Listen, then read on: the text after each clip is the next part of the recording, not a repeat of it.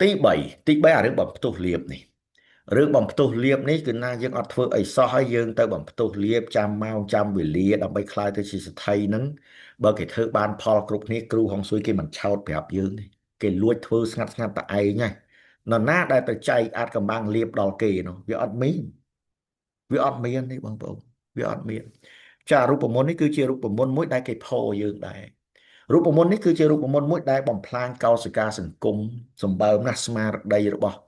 ប្រជាពលរដ្ឋសម្បើមណាស់ធ្វើឲ្យបងប្អូនគឺលែងជឿជាក់លើខ្លួនឯងជាខ្លាំងណា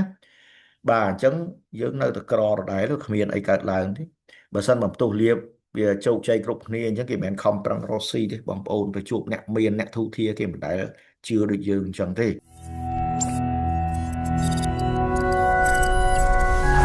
ឈីហុងស៊ុយនិងតារាសាផ្លូវទៅកាន់អនាគតដ៏ភ្លឺស្វាង